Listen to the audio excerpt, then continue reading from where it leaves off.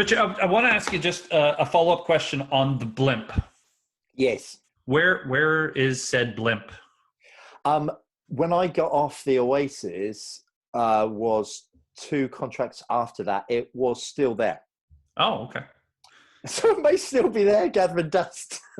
I think it's slowly deflated over the years. The technical team in Studio B had to take care of it, and the maintenance on it was not easy. So no, they did a great job. Nice. Listen, you're wearing an Atlas Gym shirt. I know Mitch is going to ask you a little bit about your company and some other ventures. But before we get to that, I heard a rumor once upon a time that there is an infamous story about a streaker on one of the ships. Can you confirm or deny anything? I have no idea what you're talking about, pal. No. Must not have happened. No. Don't think that happened on the Voyager. Don't think so. All right. So now we are going to talk. We do want to talk about what you've done now, because one of the hardest things for a crew member is walking away from ships. And if you don't do it at the right time, it's really hard. Everyone wants to come back. Everyone says it's my last contract. Mike knows. Yeah. We all know how hard it is to leave. Everyone eventually comes back, or somehow, we talk about it. But you now own a gym, Atlas Gym. You have a real estate company, and we now hear that you're in the process of starting a 3rd company. And, you truly can't keep a cruise director or someone like you, especially, standing still. So we want to know a little bit about it. Was there anxiety stepping away? How did you know you were done for good? And tell us how it's been now on land, and a little bit about what you're doing. Are you done for good? Yeah, 150%. I must get asked that question every single day. And yeah, it was 150% the right time to leave. I did literally everything that I wanted to do on cruise ships I had done. And I wanted a new challenge, simple as that. I did 21 years at sea. I joined ships when I was 21 and then worked 21 years on ships. So I thought that was a good segue. So hopefully see what the next 21 years brings out. But so I'd created Atlas Gym about a year before I got off ships, knowing that I would need something to do. Sorry, Mitch, your first question was about anxiety. Massive anxiety. It's all I'd known for 21 years. I had a short 5-month break in the office, but that's the only thing I'd known professionally. It was massive. So I would have real trouble. For about a year after I got off ships, I would still take afternoon naps. How ridiculous is that? But I would put myself to bed. I would get up early, as I always get up early. I would work through to about 2 o'clock in the afternoon. Then I'd take an hour and a half nap in bed. I put myself, close the shutters, get myself down, and then wake up and carry on with my day. Because I couldn't figure out what to do. And as a result of not really knowing how to take your days, I got myself really out of shape and put on a lot of weight. And it was a difficult transition that first year, but something clicked, and I got the real estate company, and we're very happy because we're in the middle of coronavirus right now. We've just been told that the real estate companies can open up today, so that's good. So we'll have Jack out there selling houses, but I was a personal trainer before I started working on ships. So that's always been in my blood, and always something I thought I would go back to. I've always been interested in investing in real estate all over the world. So that was the reason behind that. And the 3rd company I've just created is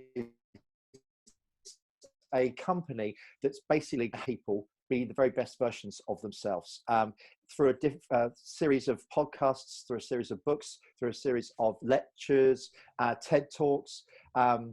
The company's called Best Life Inc. And that's what's going to hopefully give you the tools to have the best life possible. So I've just had just bought my domain, and I've just had the company registered. So that's all sorted now. So I'm doing it with a business partner friend of mine, and it's going to be great. We're going to have things like, because I'm generally a happy person, and I read thousands and thousands of books on self-development and things like that, what you can do for health, fitness, financial, what you can do to basically make your day as happy as it possibly can be. So I'm cramming all of that information into small bite-sized chunks that people can easily digest, because not a lot of people know this about cruise directors, and they think we're quite self-involved, but we do genuinely like to help people. Like, I loved my all the work we did with Make-A-Wish. I got to meet Richard Kelly, who's the CEO of Make-A-Wish.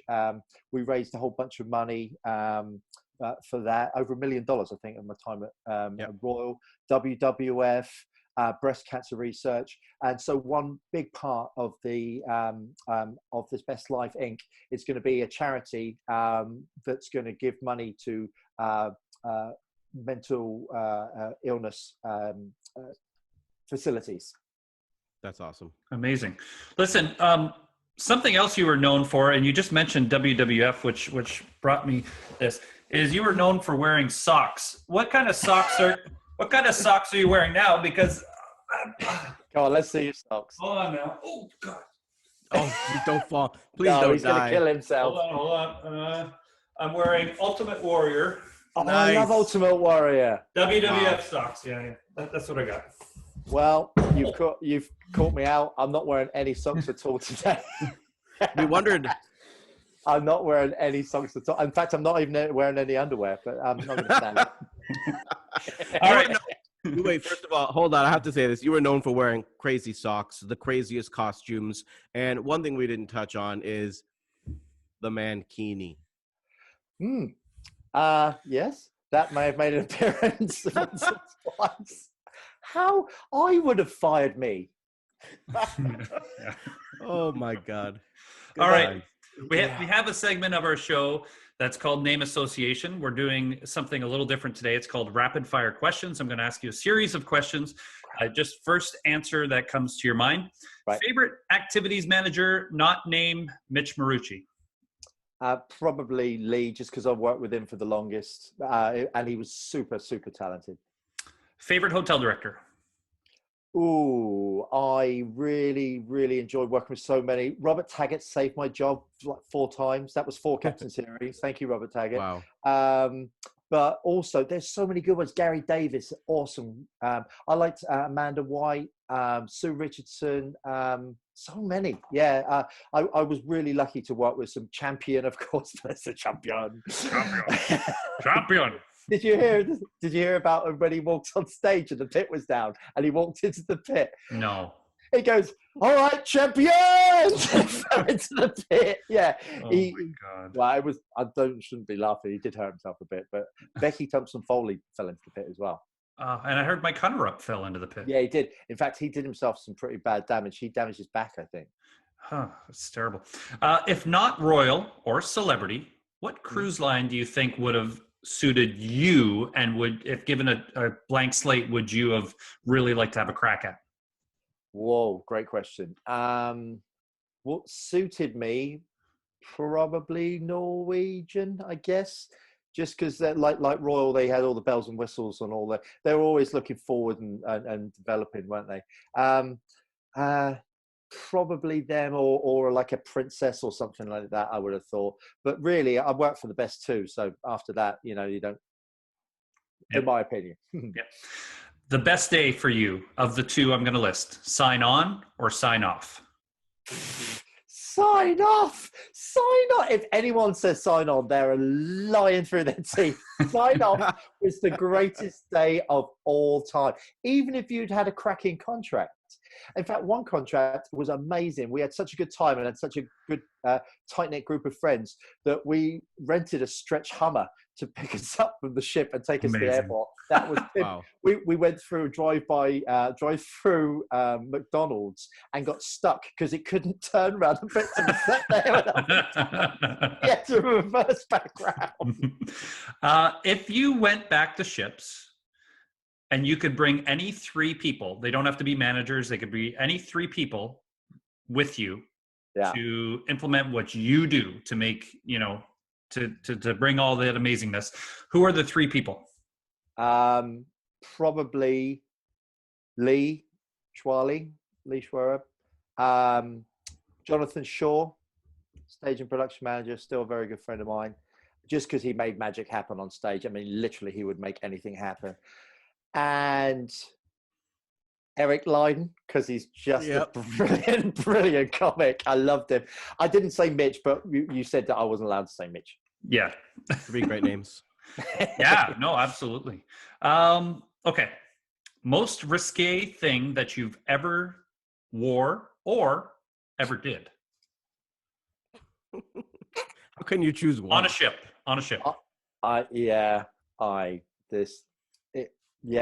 Mankini, streaking. Was that the Borat swimsuit? Yeah. And there's a story there that I'm absolutely not going to tell on this one, but I'll tell you guys afterwards.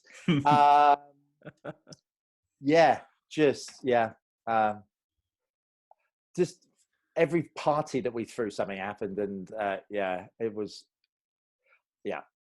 Okay. And there's one other thing I just thought about that again. I'm not going to tell you about. Can they go back and rehire you to fire you? Is that something they can do? They might be able to. You want me to check on that? yeah, that'd be brilliant. Okay.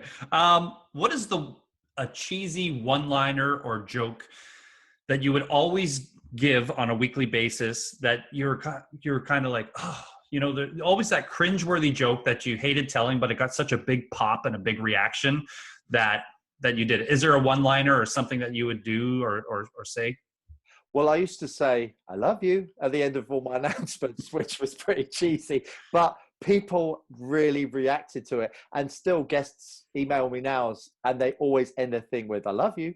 So that probably was something. I always used to say, I've been Richard, you've been smashing, good night and God bless at the end of every show, but not really cheesy. But yeah, I mean, some of the jokes in the Love and Marriage game show that when you first become a cruise director, you obviously end up saying some of the material that you've learned from previous cruise directors.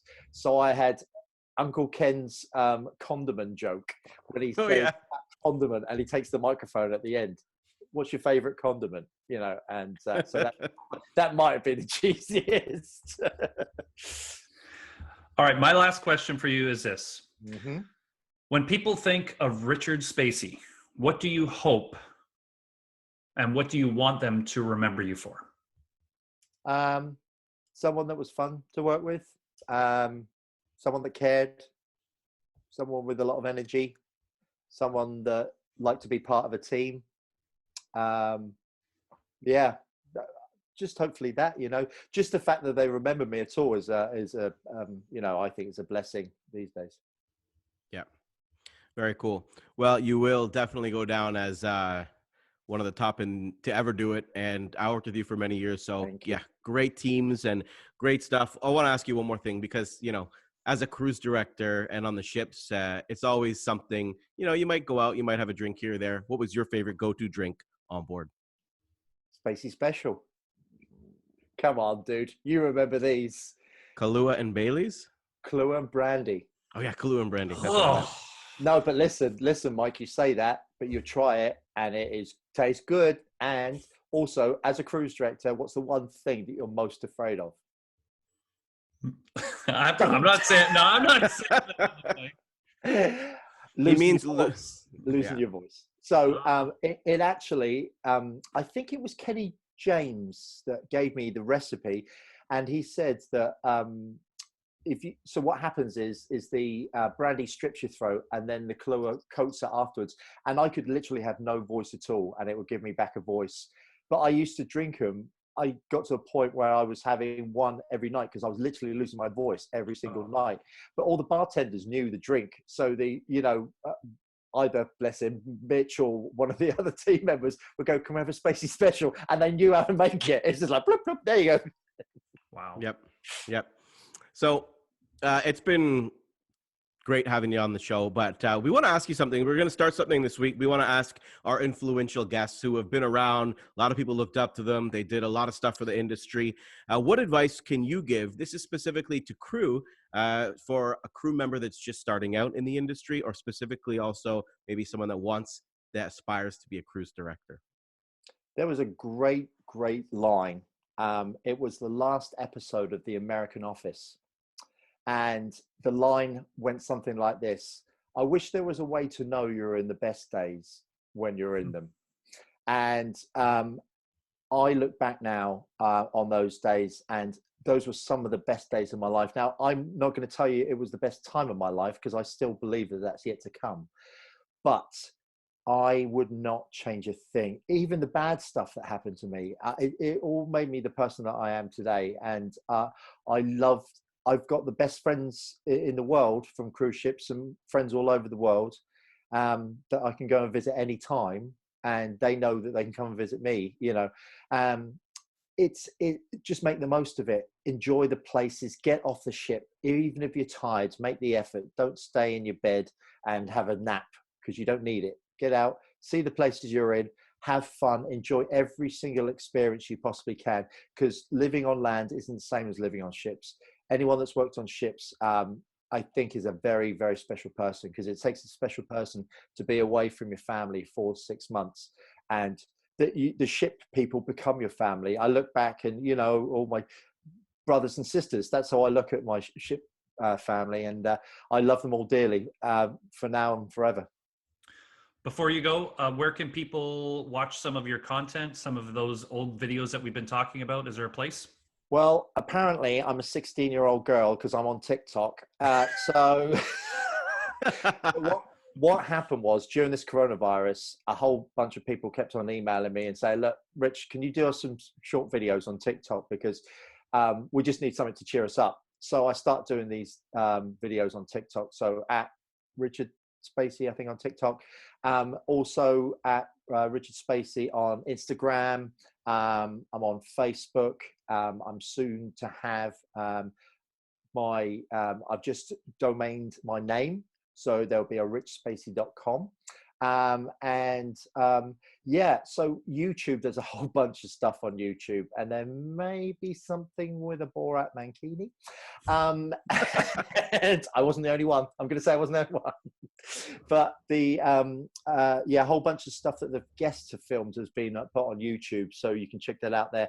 But what I might start doing is putting some of the old videos out on YouTube as well that we recorded, the Lie Me Away. In fact, actually, Lie Me Away is on there already, but some of the old stuff, just for hopefully jog people's memories and put a smile on their dial. Oh, yeah. We'll link up to some of that stuff, because people need to see that stuff. I mean, great stuff. Lie Me Away.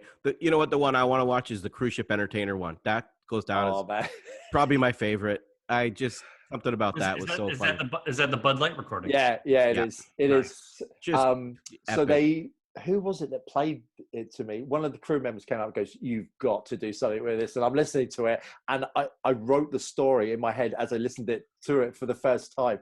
And it just, and then you just drop Lee Schwally in it. And yeah, he's such a great actor. He's a legend. Awesome. He is. He's a legend. He is. I talked to him like he went into quarantine, and we were chatting all the time because he was bored out of his brain. So we were chatting all the time, and so we're still best mates these days. I went to stay with him in Spain. Was that last year? The year before? Awesome. Yeah, great guy. Well, we want to say a huge thank you to you, Mr. Richard Spacey, legendary cruise director, for taking the time to be with us, and great memories for any guest or crew member that's either cruised with you or worked with you or for you. And we wish you all the best with Atlas Gym, your real estate, and Best Life Inc. We look forward to seeing and hearing all about that. Oh, seriously, the pleasure's been mine. This is awesome that you're doing this, by the way, guys. It's really, really nice. A lot of people will appreciate this, both crew and guests, I'm sure. So well done to you two. And hopefully I won't be too far off with my own podcast. But this is awesome, guys. It's an absolute pleasure to talk to you. And thank you so much for inviting me on. Cheers. Thank you. Cheers. Thanks, Richard. Richard Spacey. I love you. Had to get in. Oh, great. All right. Well, Mr. Mitch, shall we wrap this up, or do we have time for anything else? You tell me. I mean, let's do it. Do you want to do something else? Sure. We have, since we're going to make this 2 parts, why not? Yeah. It's up to you. Okay. Sorry, you're going to have to edit that, yeah? Yeah, we can always cut this part out. So do you want to do it? I mean, are we going to make this 2 parts? I think we should.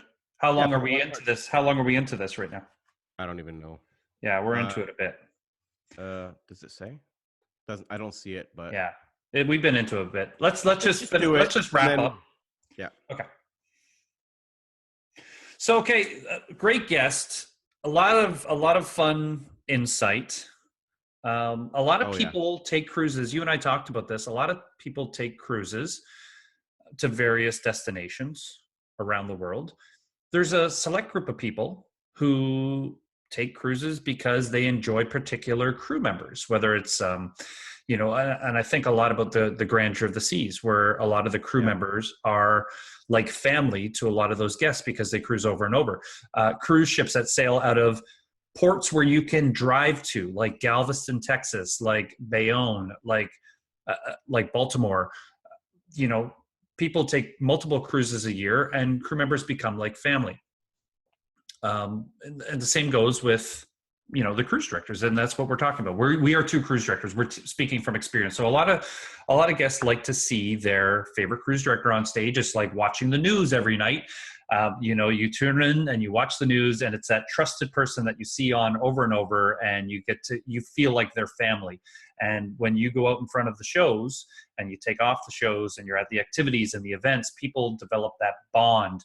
And Richard is certainly no doubt with that. People will remember him forever and ever. I didn't know you guys worked together so much. That's So I got really lucky. I mean, I was on I think it was the Brilliance in Europe as activities manager in 2008, and the Oasis was coming out, and all I wanted to do was be on the new big ship. I had to do it. And I remember Gordon Watman was like, "Oh, so do you know Richard Spacey?" And I was like, "No." And he's like, "Do you know Ken Rush?" And I'm like, "No." And he's like, "Well, good luck. So I applied though, and they brought me on as the back of house activities manager because it was such a big beast. And I think Rich and Ken, of course, Charlie, Allison, all of them, Jeanette, big part of getting me on. He had to apply. I flew all the way to Miami, and to be able to work with Rich on that project and Ken. But I worked with Rich a lot because we were there for a year or two together. So I was his activities manager for a long time on the Oasis. And it was great stuff. I even worked with him and Lee on the Freedom because I went to the Freedom a little bit and was the first ever bingo host before I went to the Oasis, which was fun. Can you imagine? I tell you, you and Rich you couldn't be any more different. Whereas, like him and Lee are very much, I feel like they would be fighting for the spotlight because they're both so equally funny and talented. Not that you're not, but you just operate in a different space than for me. I love the process of the planning. I love planning. I love the coordination. I love everything exactly, that way to make how's it going to flow for the guests, the experience. And I loved taking ideas and making them happen. Like to be able to buy one of those big prize dropping blimps that you see at the hockey games. That took just forever to do. Also, the t-shirt cannon, the t-shirt gun, I somehow found it and sourced it and got it on the ship. So I love doing those projects. Like he said, it was so much fun. And to be able to see the show, the 70s show or whatever it was, just blow up that much more. That was it. So we worked well like that together. Spacey actually let me do the ideas that I wanted to do, spend somewhere around $6,000 to rent pipe and drape from a Florida convention company. We brought it on the ship. So he set up this draping around the conference rooms for the haunted house, $6,000 for a 7-day rental. And he's just so I could make a haunted house. I mean, good stuff. But one of the things I wanted to say, he being a cruise director, you always have to follow someone else. You go on the ship, you take over from someone, and him, I was activities manager back then, but him, you, James Andrews, those guys, you never wanted to take over after someone that got the highest ratings in the fleet because it was just so hard. Listen, I covered his vacation. I'll never forget this. And I mean, I don't know if I ever had this conversation with Richard, because literally when he came back on the ship, I was off early and we basically waved to each other on the gangway, and everything, was what it was. But coming in, the expectations were so high when I covered his vacation on Oasis, because the ship was the newest, because it was the shiniest, because the ratings were so high. And my first set of ratings that came in, sitting on pins and needles, and thankfully they're really good, but it's a big task to follow somebody like that. And I'm sure you know, everybody feels that, like a new cast that comes in, are we going to be as great as the other cast? Adventure Ocean Manager, are they going to be, you know, trying to meet those expectations and exceed those expectations of your predecessors who, you know, are top in the industry because they're on the newest ship.